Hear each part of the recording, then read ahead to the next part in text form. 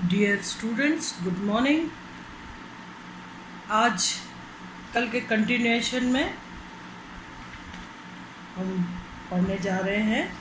कल हम उपसहसंयोजक यौगिक में वर्नर्स थ्योरी पढ़ रहे थे। किस प्रकार से वर्नर ने उपसहसंयोजक यौगिकों में बंधन को समझाने का प्रयत्न किया और बंधन के लिए अपना सिद्धांत प्रतिपादित किया। उसके लिए वर्नर ने कोबाल्ट क्लोराइड और अमोनिया से मिला करके कुछ यौगिक बनाए और इन यौगिकों में बंधन का अध्ययन किया। क्यों ये यौगिक जली विलयन में अपने सभी आयनों में विभाजित नहीं होते, आखिर क्या कारण है। जब वर्नर ने ये सभी यौगिकों का अध्ययन किया, करने के बाद उन्होंने अपना सिद्धांत दिया, जिसमें उन्होंने कहा कि उपसहसंयोजक यौगिकों में दो प्रकार की संयोजकताएं होती है, प्राथमिक संयोजकता और द्वितीयक या ऑक्सिलरी या secondary valency. Primary valency, secondary और ऑक्सिलरी वैलेंसी, दो प्रकार की संयोजकता होती है, प्राथमिक व द्वितीय। प्राथमिक संयोजकता जो होती है वो आयनीय प्रकृति की होती है और चूँकि आयनीय प्रकृति की होती है, विलयन में आयनों में विभाजित होती है, वह केवल ऋणायनों द्वारा संतुष्ट होती है।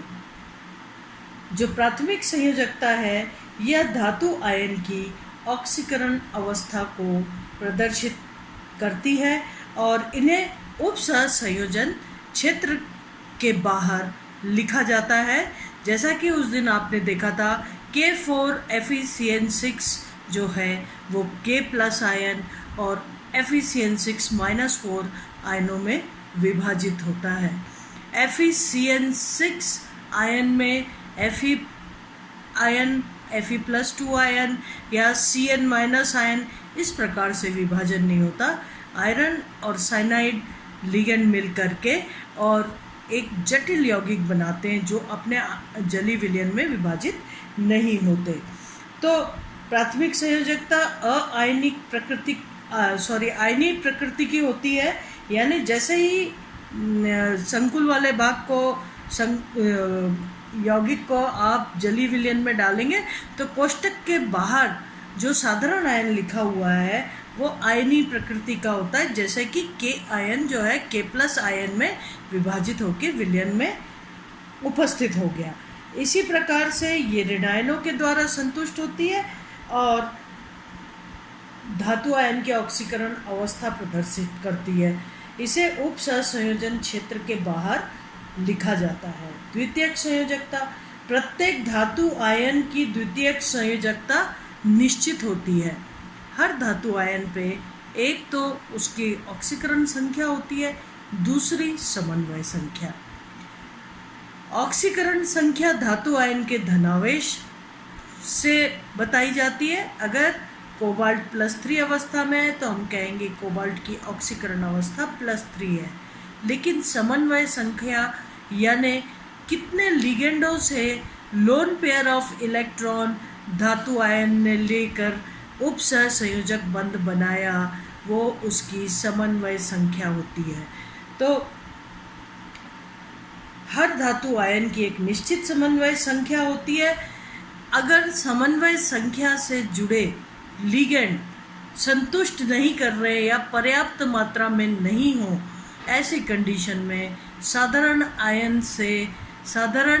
आयन से जुड़े जो साधारण आयन कोष्टक के बाहर जुड़े हुए हैं ऋणायन, वो कोष्टक में प्रवेश करके धातु आयन की प्राथमिक एवं द्वितीयक दोनों ही संयोजकताओं को संतुष्ट करते हैं। इसका मतलब क्या होता है, जो द्वितीयक संयोजकता से जुड़े लिगेंड हैं वो अआयनीय प्रकृति के होते हैं। द्वितीयक संयोजकता से जुड़े लिगेंड धातु आयन की समन्वय संख्या को प्रदर्शित करते हैं या बताते हैं। यदि लिगेंड धातु की समन्वय संख्या को संतुष्ट नहीं कर रहे हैं, अगर कोबाल्ट की समन्वय संख्या 6 है और 5 ही लिगेंड जुड़े हुए हैं, तो जो ऋण आयन कोष्टक के बाहर साधारण आयन से जुड़े हैं वो कोष्टक में प्रवेश करके उप सहसंयोजन क्षेत्र में प्रवेश करके धातु आयन की प्राथमिक व द्वितीयक दोनों ही संयोजकताओं को संतुष्ट करते हैं। द्वितीयक संयोजकता से जुड़े हुए ये जो लिगेंड्स हैं अंतरिक्ष में विशेष व्यवस्था में व्यवस्थित होकर के भिन्न भिन्न ज्यामितियां बनाते हैं या धातु के यौगिक की ज्यामिति निश्चित करते हैं। जैसा कि मैंने आपको बताया था कि ये द्वितीयक संयोजकता से जुड़े लिगेंड ऋणावेशित भी हो सकते हैं, धनावेशित भी हो सकते हैं और उदासीन भी हो सकते हैं। अगर समन्वय संख्या धातु आयन की 2 हो तो रेखीय संरचना, 3 हो तो त्रिभुजीय, 4 हो तो 2 प्रकार की ज्यामिति हो सकती है यौगिक की, चतुष्फलकीय और वर्ग समतली। अगर समन्वय संख्या 5 है तो वर्ग पिरामिडी संरचना या त्रिभुजीय द्विपिरामिडी संरचना होगी।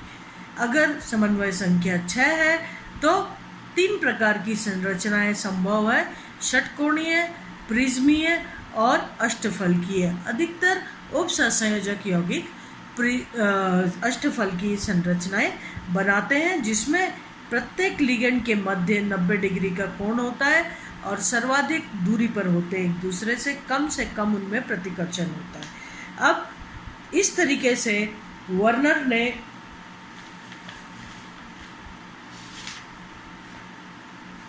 अपने कोबाल्ट क्लोराइड और अमोनिया से मिला करके और कई यौगिक बनाए और उनका अध्ययन किया।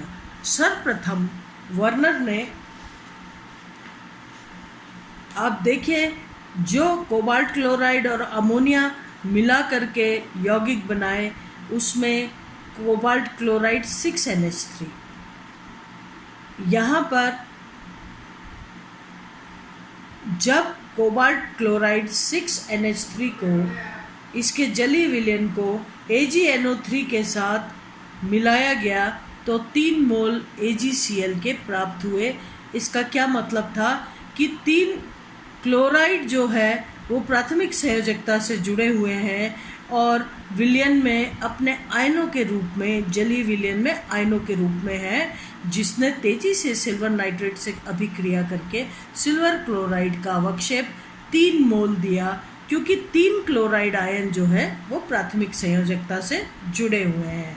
इस तरीके से कोबाल्ट से 6NH3 समूह लिगेंड के रूप में जुड़े हुए हैं और कोष्टक के बाहर 3 क्लोराइड समूह प्राथमिक संयोजकता से जुड़े हैं जो कि आयनीय प्रकृति के हैं, और ये चूंकि 3 ऋण आयन जुड़े हुए हैं तो कोबाल्ट की ऑक्सीकरण अवस्था +3 हो गई और द्वितीयक संयोजकता या उसकी समन्वय संख्या 6 है, क्योंकि 6 एमीन अणु जो है lone pair of electron cobalt को दे करके 6 ही उप सहसंयोजक बना रहे हैं। जब इस यौगिक का चालकता मापन देखा गया तो इसमें आयनों की संख्या आई 4, और 4 कौन कौन सी हो गई? एक तो कोबाल्ट NH3 3+ आयन और 3 क्लोराइड आयन, यानी कुल आयन की संख्या हो गई 4। कुल आवेश की मात्रा हो गई 3 ये और 3 ये, आवेश की मात्रा है 6। ये पहला कोबाल्ट क्लोराइड 6NH3 यौगिक जिसका कि वर्नर ने अध्ययन किया। दूसरा यौगिक वर्नर ने बनाया कोबाल्ट क्लोराइड 5NH3। यहाँ पर आप देखिए कोबाल्ट क्लोराइड 6NH3 है या cobalt chloride 5NH3 H2O। H2O भी लिगेंड की तरीके से जुड़ा हुआ है जो कि ऑक्सीजन की तरफ से लोन पेयर ऑफ इलेक्ट्रॉन देता है। Cobalt chloride 5NH3। अब यहाँ पर कोबाल्ट की समन्वय संख्या है 6। ऐसी स्थिति में 5 NH3 लिगेंड जुड़े हुए हैं और कोबाल्ट की द्वितीयक संयोजकता या समन्वय संख्या को संतुष्ट नहीं कर पा रहे हैं। ऐसी कंडीशन में जो 3 क्लोराइड बाहर थे, या यूं कहें कि एक प्राथमिक संयोजकता से जुड़ा क्लोराइड आयन उप सहसंयोजन क्षेत्र में प्रवेश करके धातु आयन की प्राथमिक व द्वितीयक दोनों ही संयोजकताओं को संतुष्ट कर रहा है। जब कोबाल्ट NH3 Cl2 इस यौगिक का जब AgNO3 से क्रिया कराई गई तो 2 मोल AgCl के प्राप्त हुए, जो ये बताते हैं कि 2 क्लोराइड आयन ही प्राथमिक संयोजकता से जुड़े हुए हैं, जो कि आयनिक रूप में जलीय विलयन में आ जाते हैं। तो 2 क्लोराइड आयन और एक जो उप सहसंयोजन क्षेत्र में प्रवेश कर गया है, ये द्वितीयक संयोजकता या समन्वय संख्या 6 को संतुष्ट करने के लिए आया है।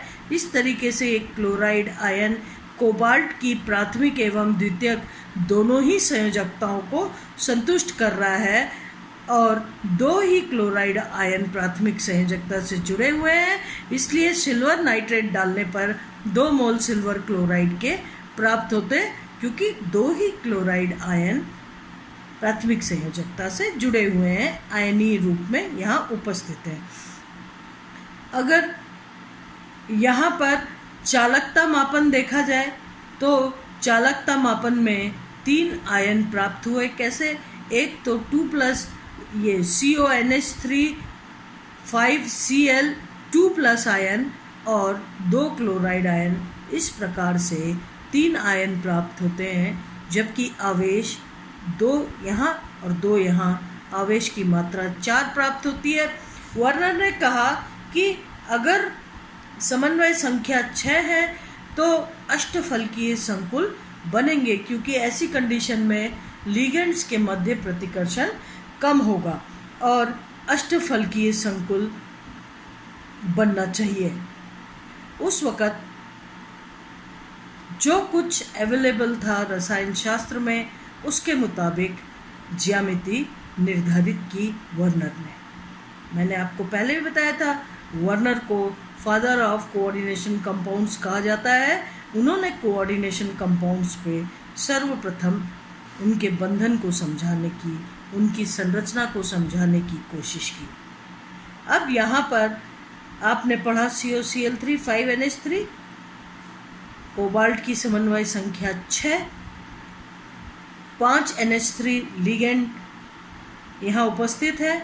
इसलिए द्वितीयक संयोजकता या समन्वय संख्या को संतुष्ट करने के लिए एक क्लोराइड आयन उप सहसंयोजन क्षेत्र में प्रवेश करके कोबाल्ट की प्राथमिक एवं द्वितीयक दोनों ही संयोजकताओं को संतुष्ट कर रहा है। अब अगर हम कोबाल्ट Cl3 4NH3 में देखें तो यहाँ पर कोबाल्ट की समन्वय संख्या है 6 और 4 NH3 लिगेंड यहाँ पर जुड़े हुए हैं। इस तरीके से 4 NH3 की उपस्थिति कोबाल्ट की समन्वय संख्या को संतुष्ट नहीं कर पा रही है।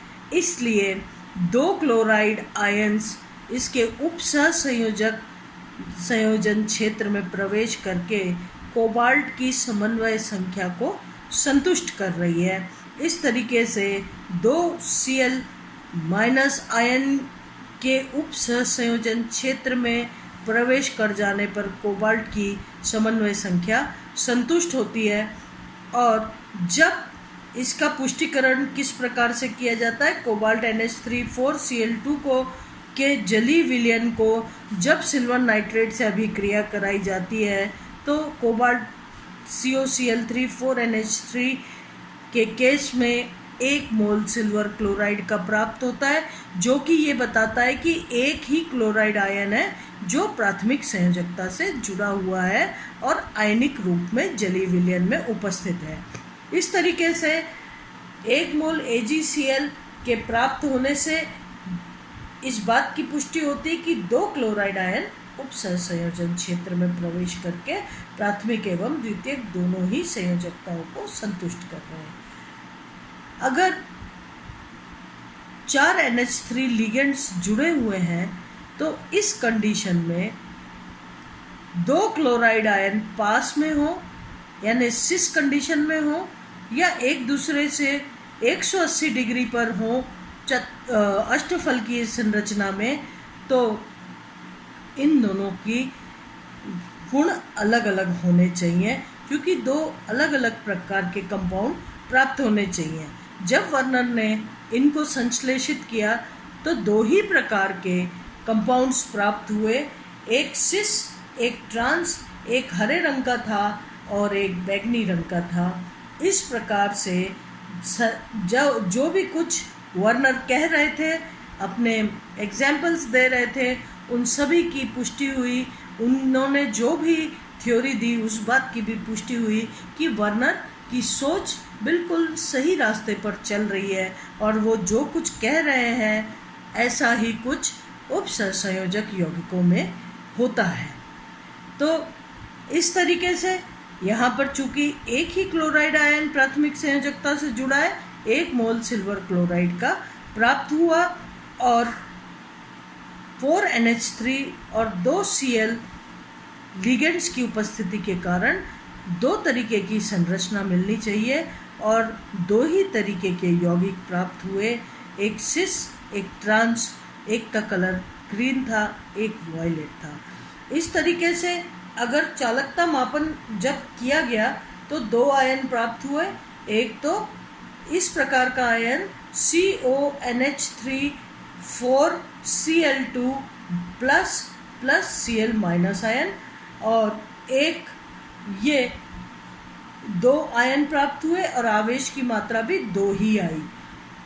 सिस और ट्रांस 2 प्रकार के यौगिक प्राप्त हुए जो कि वर्नर की सोच थी। इस तरीके से वर्नर बिल्कुल सही दिशा में चल रहे थे और उनका सिद्धांत जो है सर्वप्रथम उप सहसंयोजक यौगिकों में बंधन को समझाने के लिए आया। इसके आगे हम अगले लेक्चर में पढ़ेंगे।